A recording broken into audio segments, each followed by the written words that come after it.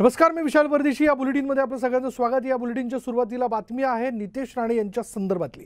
नितेश राणेंना न्यायालयीन कोठडी सुनावण्यात आली आहे आणि यानंतर आता नितेश राणेंचे वकील त्यांच्या जामिनासाठी अर्ज करणार आहेत. दरम्यान नितेश राणे यांची पोलीस कोठडी कणकवली पोलिसांनी मागितली आणि यावर सुनावणी सुरू असून पोलिसांनी तपास अहवाल कोर्टात सादर केला आहे.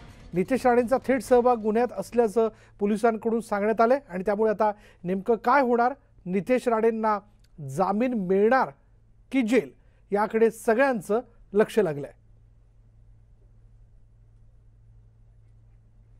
बोलूयात, आमचे प्रतिनिधी अजित मांढरे आपल्या बरोबर आहेत.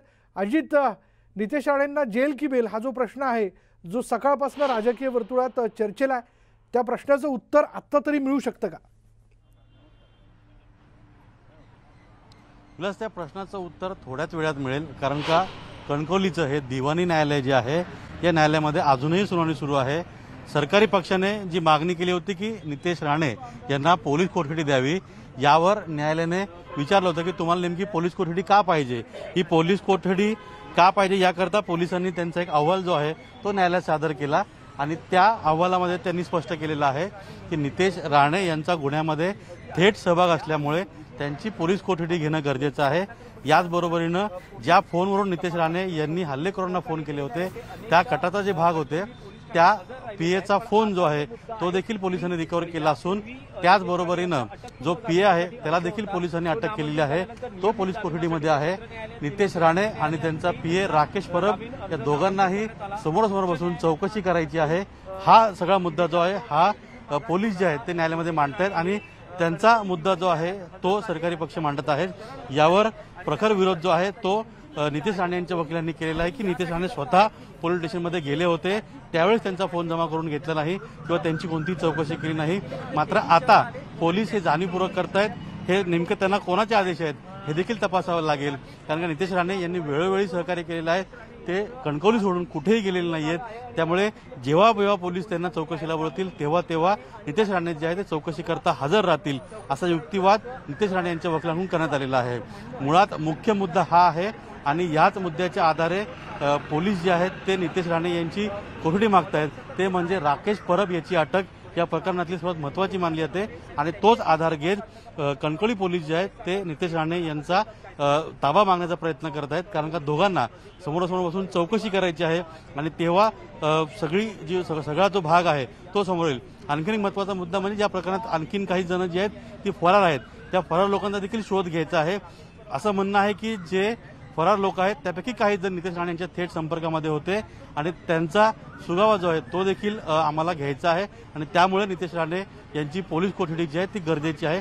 असे विविध मुद्दे जे आहेत विशाल ते न्यायालयामध्ये सुरू आहेत. सरकारी पक्ष आणि नितेश राणे यांचे वकील यांच्यामध्ये युक्तिवाद सुरू आहे. हा युक्तिवाद सुरू असताना नेमकं आता न्यायालयामध्ये कशा पद्धतीनं जे वकील आहेत ते आपली बाजू मांडतात ते देखील पाहावं लागेल आणि न्यायालयात यावर काय निकाल येतो तो देखील पाहावा लागेल. ही महत्त्वपूर्ण घडामोड जी आहे ती न्यायालयामध्ये घडत आहे. विलास, पण मग साधारण काय वाटतं, किती वेळात जेल की बेल या प्रश्नाचं उत्तर जे मिळू शकतं की कालावधीच उरत नाही?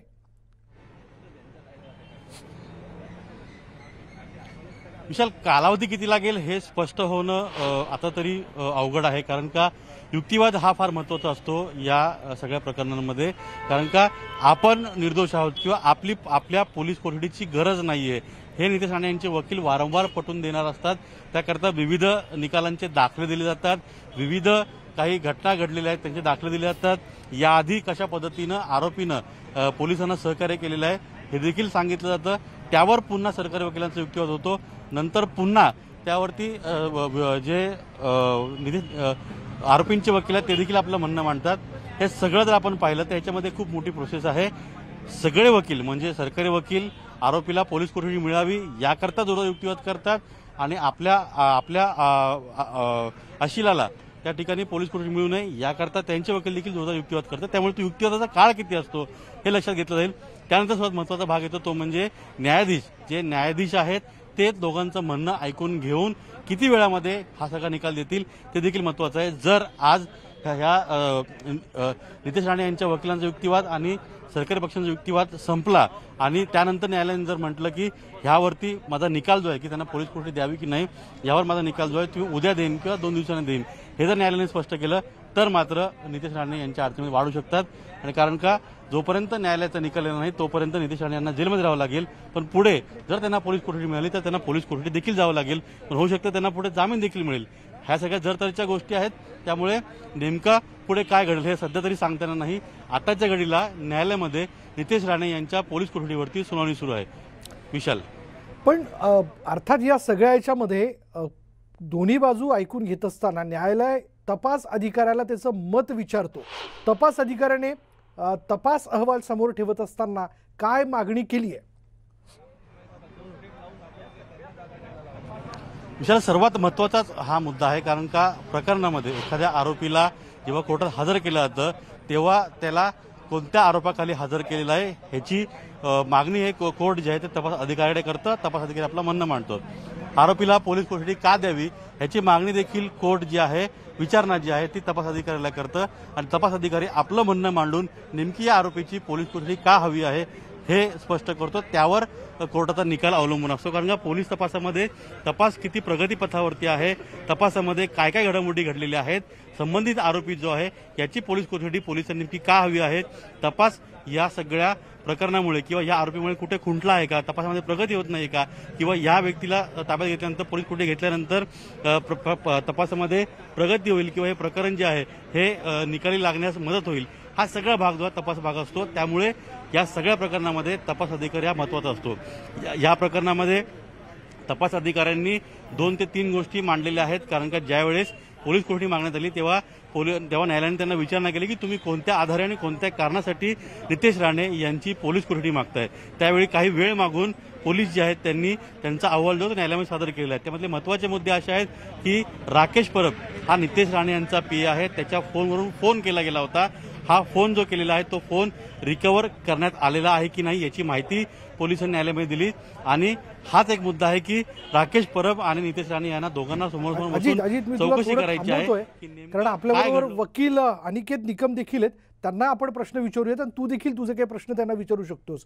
अनिकेत निकमजी, ज्या स्टेजपर्यंत येऊन आता ही सगळी सुनावणी पोहोचलेली आहे, काय वाटतं आपल्याला पुढे काय होईल?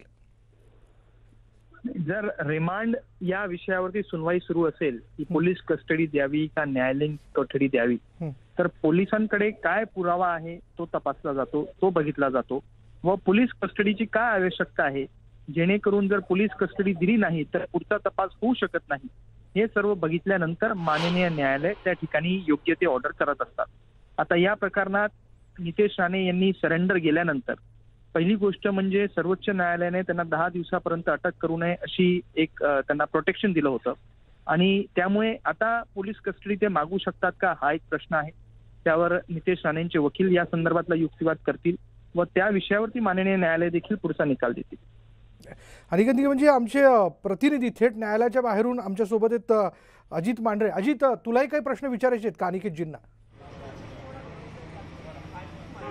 नक्कीच विशाल, त्याआधी मी सांगतो की अनिकेत निकम जे आहेत ते प्रसिद्ध वकील आहेत। आदर्श कमिशन असेल किंवा अनिल देशमुख यांची कोर्टात बाजू मांडणारे असेल, अतिशय उत्तम पद्धतीने बाजू मांडलेली आहे। अनिकेतजी, माझा प्रश्न असा आहे की ज्या पद्धतीने न्यायालयामध्ये सुनावणी सुरू आहे, दोन्ही पक्षाचे वकील जे आहेत त्यांची युक्तिवाद सुरू आहे, न्यायालयाची वेळ जी आहे ती संपत आलेली आहे, असं असताना न्यायालय त्यांचा निकाल राखून ठेवू शकतं का? न्यायालयाच्या हातात आहे, न्यायालय निकाल राखून ठेवू शकतात किंवा न्यायालय जरी वेळ संपली असेल तरी निकाल देण्यासाठी थांबू शकतात। आणि आपण बघितलेलं आहे जेव्हा डिटेन्शन, कस्टडी हे विषय असतात, हे अर्जन्सीचे विषय असतात, त्यामुळे निश्चितपणे न्यायालय योग्य ते निर्णय तिकडे घेतील। अनिकेतजी, तपास अधिकारी यांचं म्हणणं जे आहे की या प्रकरणामध्ये नितेश राणे यांचा थेट सहभाग आहे, त्यांच्या पीएच्या फोनवरून जो फोन केला होता त्या पीएला देखील अटक करण्यात आलेली आहे, त्यांना दोघांना समोरासमोर बसून चौकशी करायची आहे। ह्या मुद्द्यांवर आपल्याला काय वाटतं की ह्या मुद्द्यांच्या आधारे नितेश राणे यांची पोलीस कोठडी पोलिसांना मिळू शकते? बघा, जेव्हा पोलीस कोठडी एखाद्या आरोपीची मागत असतात तेव्हा त्यांना सबळ कारणे द्यावे लागतात। आता या प्रकरणात पोलिसांचं म्हणणं कदाचित असं असेल की त्यांना दोघांना समोरासमोर करायचं आहे, तपास करायचा आहे, अशी कारणं ते देऊ शकतात। परंतु शेवटी या संदर्भातले न्यायनिवाडे असं सांगतं की जर तपास पुढे जाऊ शकत नाही अशी स्वरूपाची जर परिस्थिती असेल तरच पोलीस कोठडी देण्यात यावी आणि सर्वोच्च न्यायालयाचे निकाल देखील आहे या संदर्भात। त्यामुळे माननीय न्यायालयापुढे दोघी बाजूंचा युक्तिवाद ऐकल्यानंतर माननीय न्यायालयाला जर वाटलं की या परिस्थितीमध्ये पोलीस कस्टडीची आवश्यकता आहे किंवा ज्युडिशियल कस्टडी द्यावी, त्या संदर्भातला योग्य ते निर्णय देतील. अनिकेतजी, माझा प्रश्न असा आहे की या प्रकरणामध्ये नितेश राणे यांना मुख्य आरोपी करण्यात आलेला आहे. त्यांच्या बाबतीमध्ये तपास हा पूर्णपणे खुंटलेला आहे, एका विशिष्ट टप्प्यावरून थांबलेला आहे. कारण का नितेश राणे यांच्या आदेशाने, नितेश राणे यांच्या सांगण्यावरून हे सगळं घडलेलं आहे असा आरोप जो आहे तो तक्रारदाराने केला होता. त्याचा तपासामध्ये देखील समोर आलेला आहे. हा वारंवार मुद्दा जो हा नितेश राणेंना किती अडचणी ठरू शकतो पोलीस कोठडी मिळण्याकरता? हे जरी आरोप असले तरी पोलीस कस्टडीत असताना एखाद्या आरोपीचा कबुली जबाब घेतला जात नाही. त्यामुळे त्यांच्यावर आरोप ठेवलेले आहेत आणि ते आरोप सिद्ध करण्याची जबाबदारी ही पोलीस यंत्रणेची आहे. आजच्या घडीला प्रश्न असा आहे की नितेश राणे यांची पोलीस कस्टडीची का आवश्यकता आहे? तपासात अशा काय गोष्टी राहिल्या आहेत ज्या त्यांच्या पोलीस कस्टडीशिवाय तपास होऊ शकत नाही? जोपर्यंत असा पुरावा, असा युक्तिवाद कोर्टापुढे येत नाही व त्या संदर्भातले ते पुरावे कोर्टापुढे जे सबळ स्वरूपाचे असले पाहिजे दाखल करत नाही, तोपर्यंत मला असं वाटतं कुठलंही न्यायालय अशा परिस्थितींमध्ये सहजपणे पोलीस कस्टडीची ऑर्डर देत नसतं. त्यामुळे त्यांना सकृत दर्शनी हे दाखवावं लागेल की पुढील तपासाकरता यांची कस्टडीची आवश्यकता आहे. नितेश राणेंचे वकील त्या ठिकाणी विरोध करू शकतात की हा संपूर्ण तपास जो आहे तो अगोदरच संपलेला आहे आणि त्यामुळे फक्त एक कस्टडी पाहिजे म्हणून कस्टडी देण्यात येऊ नये. तर जोपर्यंत ते काय बिंदू आहेत जे बिंदूंवर तपास कस्टडी मिळाल्याशिवाय होऊ शकत नाही, जोपर्यंत अशी भूमिका त्यांची स्पष्टपणे समोर येत नाही, तोपर्यंत मला वाटतं की या संदर्भातला तसा निर्णय कोर्ट देऊ शकत. अनिकेतजी, एक प्रश्न होता न्यायालयीन प्रक्रिया. अनिकेतजी, धन्यवाद आमच्याशी बोलल्याबद्दल. अजित, तुझेही धन्यवाद. याविषयीचे अपडेट आम्ही तुमच्याकडनं घेऊच, पण आता थेट जाऊयात की राज्याचे उच्च व तंत्र शिक्षण मंत्री उदय सामंत बोलतात तिथे. सर, ज्या पद्धतीनं नितेश राणे शरण गेले कोर्टात तेव्हा त्यांनी असं म्हटलेलं आहे की महाविकास आघाडी सरकारनं खूप सारे प्रयत्न जे आहेत ते मला अडकवण्याचे केले. मी आता कोर्टासमोर जो आहे तो शरण जातो असं बोललेले आहे. कुठेतरी महाविकास आघाडीवरती सुद्धा आरोप केले. महाविकास आघाडीच्या संदर्भामध्ये जे काही वक्तव्य केलेलं आहे त्याच्याशी मी का सहमत नाही? कारण या संदर्भातच युक्तिवाद हा जिल्हा कोर्टामध्ये झाला होता. याच संदर्भातला अशाच पद्धतीचा युक्तिवाद हा उच्च न्यायालयामध्ये झाला होता. याच संदर्भातला युक्तिवाद सुप्रीम कोर्टामध्ये झाला होता आणि काल जिल्हा न्यायालयामध्ये हाच युक्तिवाद झाला होता. आणि या युक्तिवादानंतरच प्रत्येक न्यायालयाच्या सन्माननीय न्यायाधीशांनी तो निर्णय दिलेला असल्यामुळं मला असं वाटतं की याच्यामध्ये काय बोलण्यात तथ्य अशातला भाग नाही. कारण महाविकास आघाडीच्या सरकारनं दबाव आणलेल्याचा युक्तिवादच त्यांच्या वकिलांनी प्रत्येक कोर्टामध्ये केलेला होता आणि असं असताना देखील न्यायालयाने हे निकाल दिलेले आहेत. आणि म्हणून मला असं वाटतं की न्यायालयाचा आदर करणं ही प्रत्येकाची जबाबदारी आहे. माजी खासदार निलेश राणे यांच्या मार्फत जी गाडी अडवण्यात आली होती पोलिसांची, तर गुन्हा पण दाखल झाला. निलेश राणेंची गाडी पोलीस थांबवत होते त्यावेळेला निलेश राणे यांनी पोलिसांसमोर जाऊन अडवण्याचा प्रयत्न केला. पोलिसांनी या बाबतीमध्ये तक्रार दाखल झालेली आहे अशी मी माहिती घेतलेली आणि म्हणून तक्रार दाखल झाल्यानंतर संबंधित यंत्रणा योग्य ती कारवाई करेल. सर, परमवीरच्या परम सिंगने ईडी समोर जाब नोंदवताना आदित्य ठाकरे यांनी मुख्यमंत्री उद्धव ठाकरे यांचं नाव घेतलं आहे की सचिन वाझेला नोकरीमध्ये घ्या, त्यांचाही असा शब्द होता असे त्यांनी आज खुलासा केला. मला माहीत नाही परमवीर सिंगनी कोणाची नावं घेतलीत किंवा का नावं घेतलीत, परंतु एक मात्र आहे की उद्धव ठाकरे साहेब असतील, आदित्य साहेब असतील, हे 2 वर्ष अतिशय चांगल्या पद्धतीनं काम करत आहेत आणि म्हणून काही अधिकाऱ्यांनी असेल किंवा नाही नेत्यांनी असेल त्यांची बदनामी करण्याची सुपारीच घेतलेली होती आणि त्याचा कदाचित हा भाग असेल. परंतु ईडीच्या संदर्भामध्ये एखादी संबंधित यंत्रणा चौकशी करत असताना त्याच्यावर मी जास्त काही बोलणं योग्य नाही. परंतु मला असं वाटतं की हा फक्त उद्धव साहेबांना आणि आदित्य साहेबांना बदनाम करण्याचा डाव आहे. आणि ब्रेकनंतर पुन्हा एकदा आपण जाणून घेणार आहोत नितेश राणे यांच्या जामीन अर्जाबद्दल आता नेमकी काय सुनावणी केली जाते हे आपण बघणं फार महत्त्वाचं ठरणार आहे. नितेश राणे यांना न्यायालयीन कोठडी की पोलीस कोठडी याबद्दलचं उत्तर जे थोड्याच वेळात मिळणार आहे. कारण थोड्याच वेळात याविषयीचा निर्णय जो आहे तो जिल्हा सत्र न्यायालयाच्या वतीने जाहीर केला जाईल की निर्णय हा राखून ठेवला जातो, सुनावणी ही राखून ठेवली जाते हे देखील बघणं फार महत्त्वाचं ठरणार आहे. सरकारी पक्ष आणि नितेश राणे यांच्या वकिलांमध्ये युक्तिवाद जो आहे तो पूर्ण झालेला आहे. दोन्ही बाजूने युक्तिवाद करण्यात आला आहे. हा युक्तिवाद संपलेला आहे आणि सबळ पुरावे असल्याने पोलीस कोठडी देण्यात यावी अशी मागणी जी आहे ती तपास अधिकाऱ्याच्या वतीने करण्यात आली आहे. नितेश राणेंच्या जामीन अर्जावर थोड्याच वेळात निकाल येणार आहे. नितेश राणेंना न्यायालयीन कोठडी सुनावण्यात आली आहे पण यानंतर आता नितेश राणेंचे वकील त्यांच्या जामिनासाठी अर्ज करणार आहेत। दरम्यान नितेश राणे यांची पोलीस कोठडी कणकवली पोलिसांनी मागितली आहे। यावर सुनावणी सुरू असून पोलिसांनी तपास अहवाल कोर्टात सादर केला। नितेश राणेंचा थेट सहभाग गुन्ह्यात असल्याचं पोलिसांकडून सांगण्यात आलंय। आत्ताचा अपडेट जाणून घेऊयात आमचे प्रतिनिधी अजित माढरे यांच्याकडनं। अजित, काय अपडेट? विशाल, सरकारी पक्ष असेल किंवा नितेश राणे यांच्या वकिलांचा युक्तिवाद असेल, दोन्ही बाजूंचे युक्तिवाद संपले असून न्यायालय जे आहे ते नितेश राणे यांना न्यायालयीन कोठडी की पोलीस कोठडी यावर आपला निकाल जो आहे त्याचं डिक्टेशन करत आहेत, म्हणजे त्याचं वाचन करत आहेत। या वाचनानंतर नेमकं स्पष्ट होईल की नितेश राणे यांना न्यायालयीन कोठडी की पोलीस कोठडी। फक्त एवढंच आता माहीत पडलेलं आहे की दोन्ही बाजूचे युक्तिवाद जे आहेत ते संपलेले आहेत आणि त्या युक्तिवादानंतर न्यायालय जे आहे ते आपल्या निकालाचं वाचन करत आहेत। तिथून पुढे थोड्याच वेळा हे स्पष्ट होईल की नितेश राणे यांना न्यायालयीन कोठडी का पोलीस कोठडी। नितेश राणेंना न्यायालयीन कोठडी की पोलीस कोठडी हे थोड्याच वेळात स्पष्ट होणार आहे। अजित, पण दोन्ही बाजूचा युक्तिवाद संपलेला आहे। अशा वेळी जर आपण लक्षात घेतलं तर एका टप्प्यापर्यंत येऊन हा तपास जो आहे तो थांबला आणि नितेश राणेंवरती थेट या ठिकाणी आरोप ठेवण्यात आलेले आहे। अशा वेळी काय अंदाज लावले जातात की काय निर्णय होऊ शकतो? नक्कीच अंदाज लावण्यापेक्षा आपण जर पाहिलं तर पोलिसांनी त्यांची बाजू मांडलेली आहे। पोलिसांनी त्यांचं म्हणणं मांडत नितेश राणे यांची पोलीस कोठडी का गरजेची आहे हे स्पष्ट केलेलं आहे। तर पोलीस कोठडी का गरजेची नाहीये हे सर्व लक्षात घेता नितेश राणे यांचे वकील जे आहेत त्यांनी त्यांची बाजू मांडलेली आहे आणि जर न्यायालय आता या क्षणाला निकालाचं वाचन करत असेल तर आजच्या आजच फैसला होईल की नितेश राणे यांना न्यायालयीन कोठडी का पोलीस कोठडी आहे। तू प्रश्न जो विचारलास की ज्या बाबी आपण लक्षात घेतल्या, पोलिसांचे सर्व पुरावे सादर केलेले आहेत, त्या सगळ्या पुराव्यांचं आपण पाहिलं तर न्यायालय असं शक्यता आहे की नितेश राणे यांना जे आहे ते पोलीस कोठडी देण्याची शक्यता आहे। कारण का पोलिसांनी जोरदार मागणी केलेली आहे। कशा पद्धतीनं तपास आहे तो एका टप्प्यावर येऊन थांबलेला आहे। कारण का या सगळ्या प्रकरणामध्ये नितेश राणे हे मुख्य आरोपी असून त्यांच्या तपासानंतर अनेक उलगडे होतील। कारण का या प्रकरणातील काही आरोपी जे आहेत ते फरार देखील आहेत। त्याचबरोबरीनं जो त्यांचा पी आहे राकेश परब याला देखील अटक केलेली आहे। कारण त्याच्या मोबाईलवरून नितेश राणे यांनी फोन केले होते असा आरोप करण्यात आलेला आहे। त्याच पार्श्वभूमीवर नितेश राणे आणि राकेश परब या दोघांची समोरासमोर बसून चौकशी करायची आहे। हे महत्वाचे मुद्दे आहेत पोलिसांचे।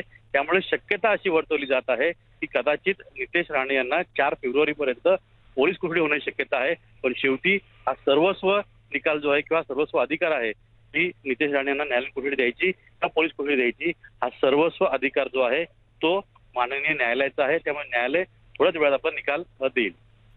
पण आता जर आपण एक वेळ असं लक्षातही घेतलं की याविषयी निकाल जो आहे तो सकारात्मक येतो किंवा नितेश राणेंच्या बाजूने येतो, माहीत नाही म्हणजे नेमकं काय होऊ शकतं हे शेवटी न्यायालय ठरवू शकतं। पण पुढल्या सगळ्या कायदेशीर बाबी पूर्ण करण्याच्या दृष्टिकोनातून कारण न्यायालयाचं कामकाज एका ठराविक वेळेपर्यंत चालतं, तर तेवढा वेळ तरी उरलाय का? तसं पाहायला गेलं तर न्यायालयाच्या कामकाजाची वेळ जी आहे ती आता संपत आलेली आहे। पण आपण असे अनेक खटले आहेत किंवा अशा अनेक सुनावणी आहेत ते जर पाहिलं असेल तर रात्री उशिरापर्यंत देखील अनेक प्रकरणांच्या चौकशी ज्या सुनावणी आहेत त्या सुरू होत्या आणि त्या पार्श्वभूमीवरती इथं देखील तशीच परिस्थिती होऊ शकली असती। पण वेळेत दोन्ही वकिलांनी आपला युक्तिवाद पूर्ण केलेला आहे आणि न्यायाधीश जे आहेत, माननीय न्यायाधीश जे आहेत ते आपला युक्तिवाद जे आहेत ते आपला जो निकाल आहे त्याचं वाचन करत आहेत। त्यामुळे शक्यता आहे की आज न्यायालयाच्या वेळेच्या आतच नितेश राणे यांच्या जो न्यायालयीन कोठडी का पोलीस कोठडी यावरती स्पष्टपणे निकाल येईल। विशाल, आपण पाहतोय की नितेश राणे यांचा निकाल जो जामीन अर्जावरचा निकाल तो थोड्याच वेळात येणार आहे। नितेश राणे यांना न्यायालयीन कोठडी सुनावण्यात आली आहे। यानंतर आता नितेश राणेचे वकील त्यांच्या जामिनासाठी अर्ज करतायत। दरम्यान नितेश राणे यांना पोलीस कोठडी जी आहे ती कणकवली पोलिसांनी मागितली आणि आता बघूयात की न्यायालय याबद्दल काय निर्णय देत आहे। यावर ब्रेकनंतर पाहूया। कालच देशाचा अर्थसंकल्प सादर करण्यात आला।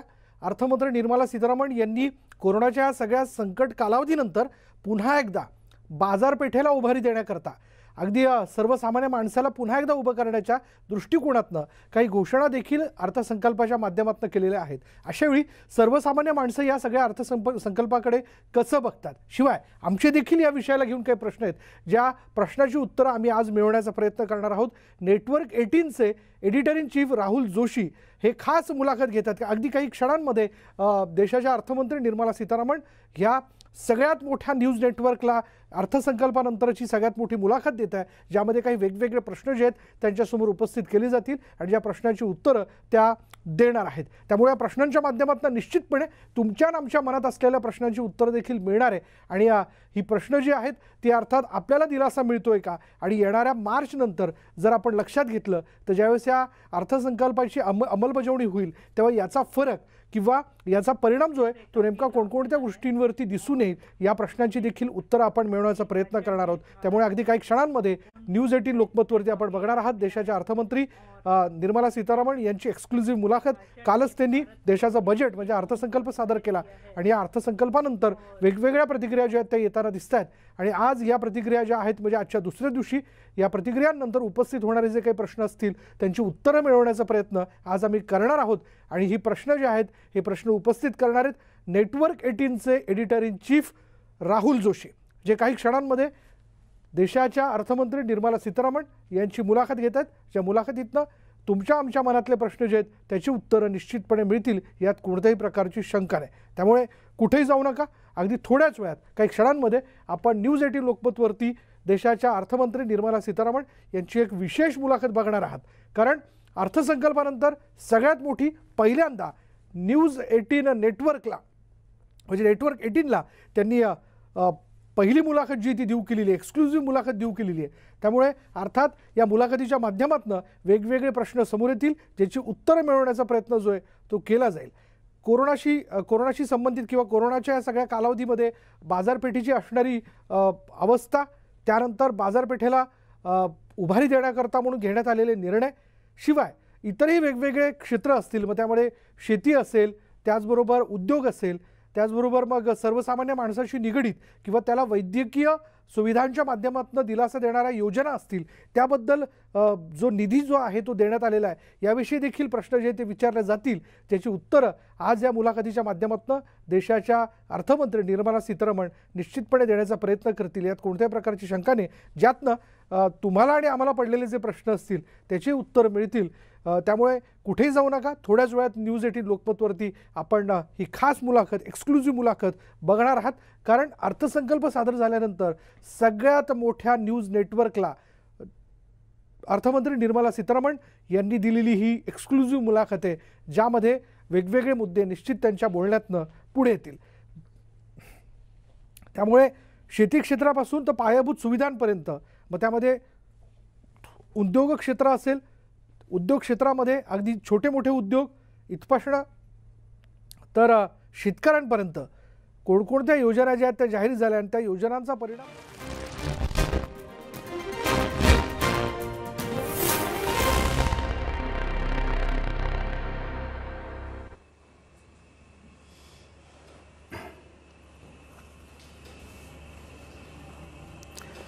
Good evening. I have with me India's Finance Minister Nirmala Sitharaman in a first media interaction to a private channel.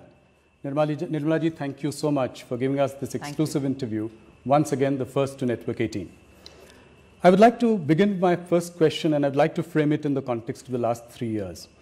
In the September of 2019, you did a deep corporate tax cut, setting the agenda for growth, if I may. The same year, you delivered a growth-oriented budget. You repeated a very good growth-oriented budget even last year. This year, everyone was expecting you to deliver a populist budget ahead of the 5 states going into election. What was going on in your mind this year when you were framing this budget? Thanks for giving me this opportunity to explain a bit more about the budget.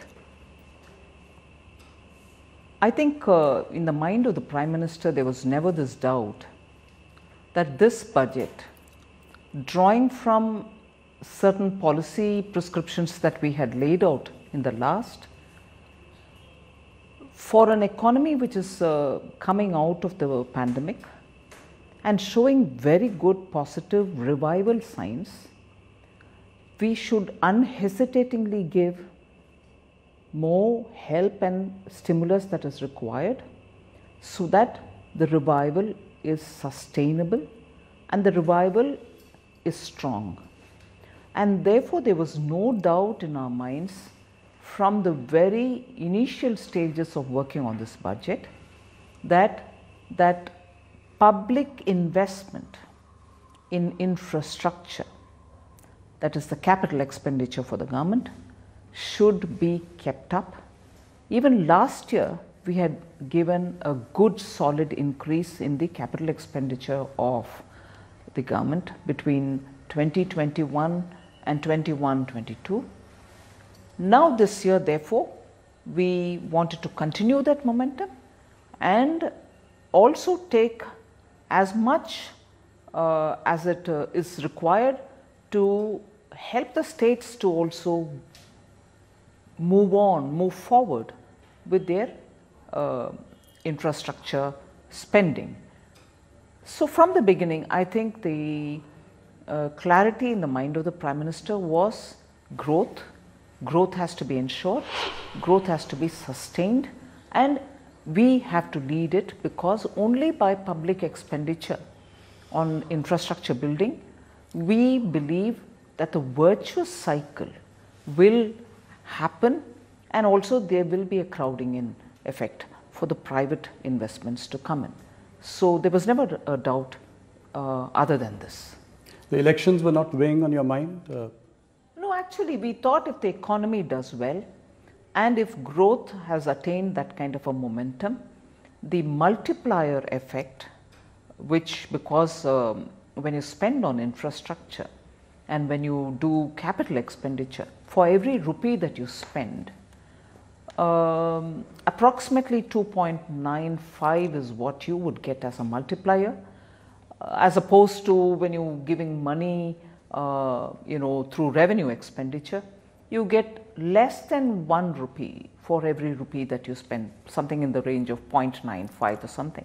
And therefore we thought it was important to have maximum multiplier effect, and that would have enough ripple in the economy whereby the well-being of the citizens will be attended to. So if that is happening, why would any other consideration come in, even with the elections on? Elections come and go, but the economy, particularly at this time, at this juncture, requires that strong support.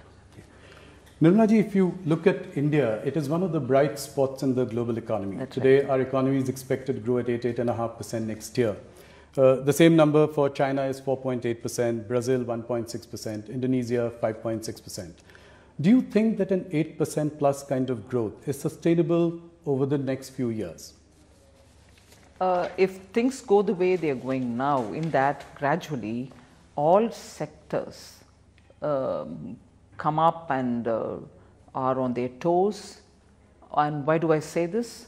I recognize that even now the hospitality and contact intensive sectors are still requiring support, and that's been provided for in the budget.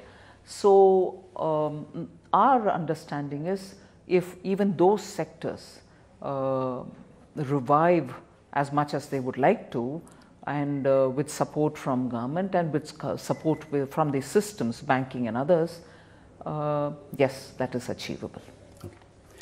You know, this time, one big headline of your budget has been this big capex boost. You also referred to it just a little while ago. Allocation of 7.5 lakh crore. Right. You know, that's a big number, up 35% from last year. Do you think that this will fire up private investments? If that happens, you know, it could change the face of the economy. Are you confident of that? I'm hopeful of that, because you see, I'm looking at it from slightly different stages and also environments. In 2019, for instance, when we brought in the reduction in the corporate tax and brought it down to such level which was globally probably the lowest or probably one of the few lowest rates, we that year were sort of reminded, saying your corporate tax revenues have gone down, you saw it's not going to help and so on. But we had this great faith, and Prime Minister's interaction with the industry also was very reassuring, because people felt that that was a very positive, constructive steps. And what did it do? Actually, many of the industries, many of the big companies who actually generate wealth and create also jobs, So you saw them per media reports leveraging it, probably cleaning up their debts and so on, but that providentially has come of help during the pandemic time, that today you find many of them moving into areas of expanding their capacity. Mergers are happening, acquisitions are happening. You see that companies are out there to be able to expand their capacities, looking at the buoyant Indian market. And also exports are growing, which means export potential is also there for private sector investments to see the opportunity available, and expansion and also newer capacities are definitely going to come in. The last point on that is you also see, in spite of all the naysayers, FDI into this country, in spite of all the speculation about other central banking authorities taking different call, whether it is the Fed or anywhere else, FDIs are still coming into this country in a big way. They are not FPIs. FDIs come in to be invested in, to be on the boards of companies and then take a call. And therefore, I think companies now are happy to be partnering with a lot of FDIs which are coming in and increasing their manufacturing capacities, servicing capacities, not just to serve Indian market, but also be able to access global markets. And our PLI scheme also indicates that. Yes. Nirmalaji, if you look at the actual spending from CapEx allocation so far in the first 8 months of this year, it is at 50% of the allocation of 5.5 lakh crore. Now you increase that to 7.5 lakh crore next year. How confident are you that the spending will keep pace with the allocation? First of all, this year has been, yes, we had made an allocation till December, you are right, 65 to 68% has been utilized by the departments for spending on public infrastructure. But after the budget was announced, let's not forget that we had Omicron, the second wave, not even Omicron, second wave in April. And although we came out of it, thank God for that, although we came out of it quickly, it also staggered that first quarter's expenditure into the second, into the third, and so on. So reaching 68 in spite of the first quarter April going in, April and a bit of May going in because of the second wave and the psychological imprint it left on people, for us to catch up with the intended public expenditure did have a lag effect. So I would think that shouldn't be the case this coming year, now that Omicron also is showing signs of withdrawing. I don't want to say it's gone away, we'll have to be careful, but still. Nirmalaji, you've addressed the supply side of the issue. I come to now the demand side. The big issue is how do we really revive demand? So you've got your large capital expenditure program chalked out. Could you have considered cutting taxes to put more money into the hands of the consumer?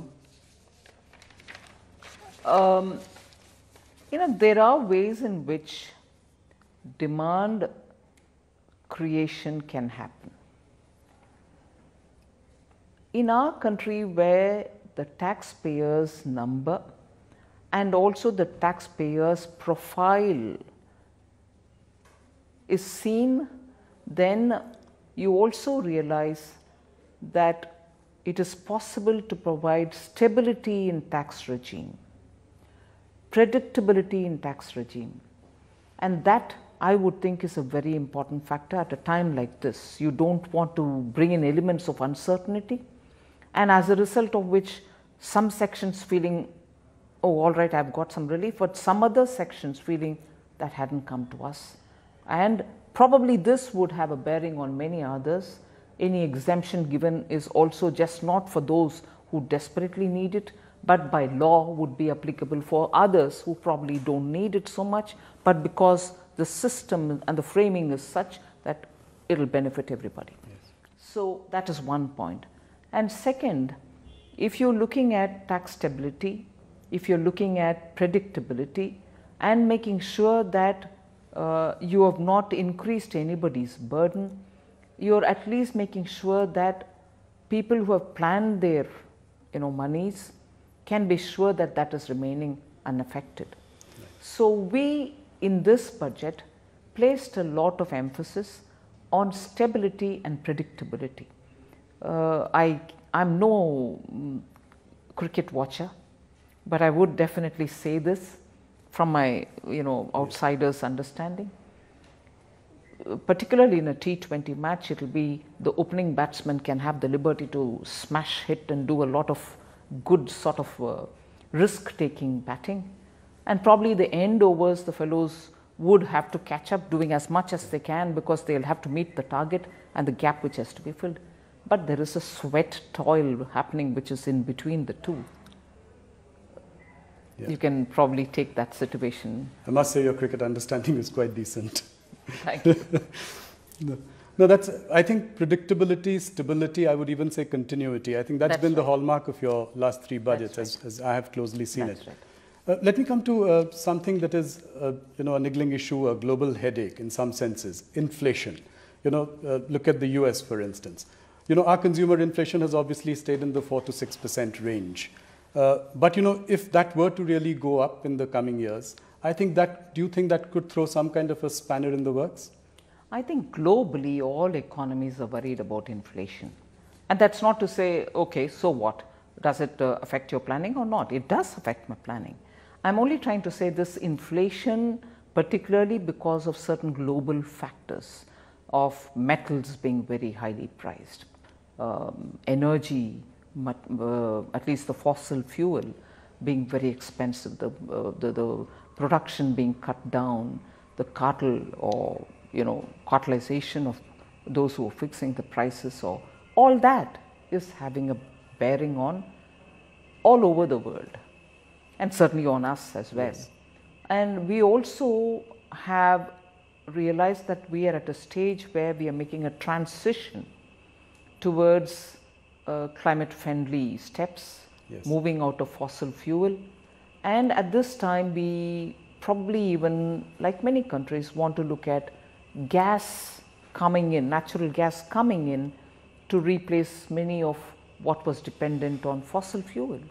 But at this time, with international natural gas price also going up, you're facing a situation where you're planning for something at a transitional stage, and that also is now going to be dearer. And as a result, your planning is also getting adjusted as we go along to look at giving more incentives for electric vehicles. And so the long and short of it is, yes, we are conscious of inflation, the global price going up on essential goods, particularly those which are important for industry. And within India, essential goods, for instance, are pulses and are edible oils, both of which still depend on a lot of imports.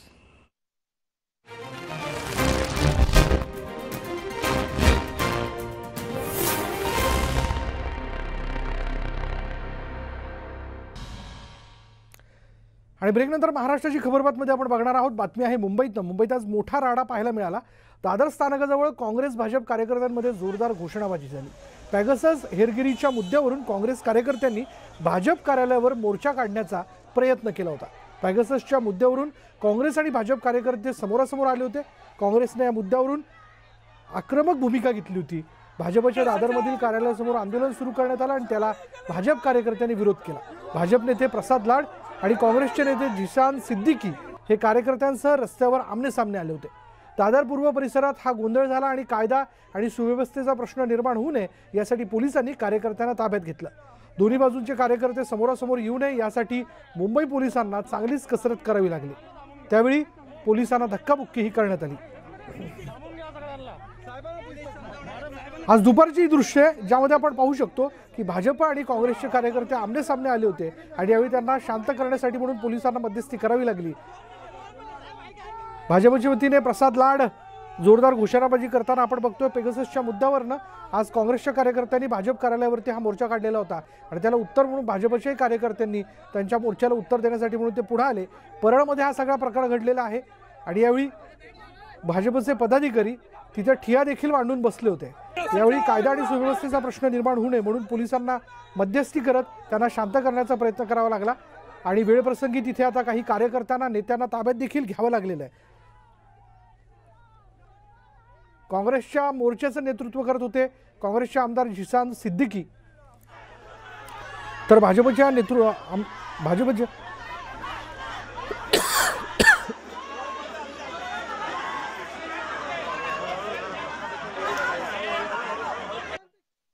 जे विषय महत्त्वाचे आहेत त्यावर आंदोलन नाही, लक्ष नाही आणि अशा प्रकारचं आंदोलन करून चर्चेत राहायचा आपला पक्ष असल्याचं अस्तित्व दाखवण्यासाठीचा हा केविलवाना प्रयत्न आहे. मला सांगा, वाईनचा विषय आहे, वाईनच्या संदर्भात काँग्रेसची भूमिका आली का कुठे? त्या संदर्भात आंदोलन करण्यासाठी काँग्रेस रस्त्यावर उतरलं का?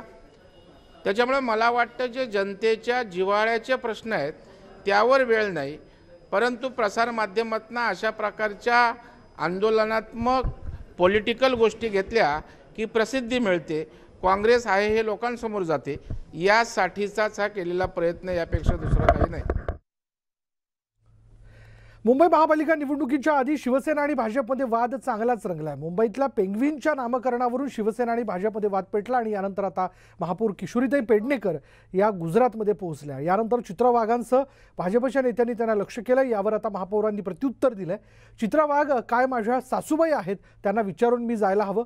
गुजरातला गेल्याचं कळताच त्यांना उलट्या सुरू झाल्याची खोचक टीका महापौरांनी केली. तर भातखळकरांनी सगळंच सोडल्याची टीका यावेळी महापौर किशोरी पेडणेकरांनी केली आहे.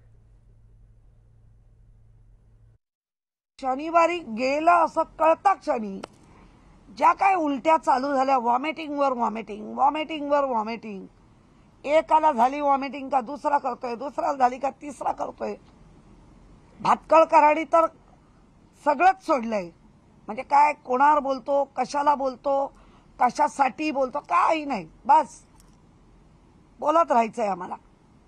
आणि म्हणून मग आता मला एक प्रश्न पडला की ज्या चिबाताईंचं गणित दिसलं आपल्याला, मला काय करतात, मला काय त्यांचे पेपर सोडवायचे नाही, पण गणित कच्चं एवढं नक्की. यानंतर महाराष्ट्राची खबरबात या बुलेटिनमध्ये इथेच थांबणार आहोत. पहा फक्त न्यूज 18 लोकमत.